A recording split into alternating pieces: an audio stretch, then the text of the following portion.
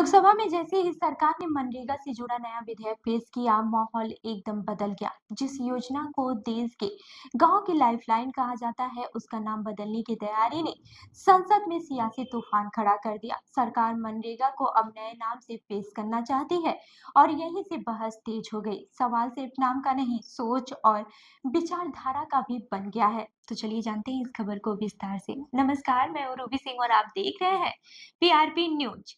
सरकार की योजना है कि मनरेगा को अब विकसित भारत जी राम जी योजना के नाम से जाना जाएगा। लेकिन इस बदलाव का कांग्रेस ने जोरदार विरोध शुरू कर दिया है। कांग्रेस सांसद प्रियंका गांधी ने लोकसभा में साफ कहा कि मनरेगा कोई साधारण सरकारी स्कीम नहीं है, बल्कि करोड़ों गरीबों, मजदूरों और गांव की उम्मीद है। उनका कहना था कि इस योजना का नाम महात्मा गांधी से जुड़ा होना सिर्फ एक नाम नहीं, बल्कि उनके संघर्ष और सोच का सम्मान है। प्रियंका गांधी के भाषण के बाद से विपक्षी सांसदों ने भी सरकार पर सवालों की बौछार कर दी। इसके बाद से जब शशि थरूर बोलने के लिए खड़े हुए तो सदन में अचानक सन्नाटा छा गया। लंबे वक्त बाद थरूर पूरी मजबूती के साथ कांग्रेस की लाइन में नजर आए।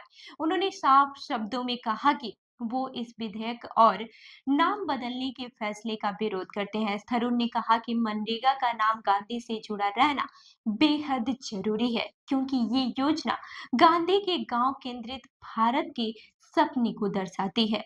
वहीं शशि थरूर ने महात्मा गांधी के राम राज्य के विचार का भी जिक्र करते हुए कहा कि ये कोई धार्मिक या फिर राजनीतिक नारा नहीं था, बल्कि एक न्यायपूर्ण और आत्मनिर्भर समाज की कल्पना थी। उन्होंने कहा कि गांधी का सपना था कि गांव मजबूत हो, गरीबों को काम मिले और समाज में बराबरी हो। ऐसे में गांधी के नाम को हटाना सिर्फ गलत नहीं, बल्कि नैतिक रूप से भी ठीक नहीं है। थरूर ने बजट को लेकर भी सरकार को घेरा। उन्होंने कहा कि अगर मनरेगा के खर्च का 40% बोझ राज्यों पर डाला गया तो कई गरीब और कमजोर राज्य इसे संभाल नहीं पाएंगे।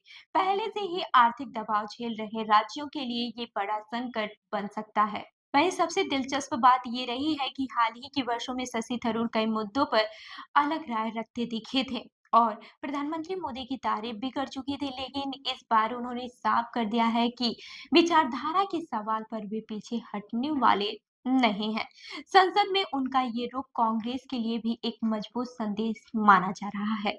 तो इस खबर पर आपकी क्या राय है, हमें कमेंट करके जरूर बताएं और ऐसी ही अन्य खबरों के लिए हमारी वेबसाइट www.prpnewsindia.com पर विजिट करें। धन्यवाद।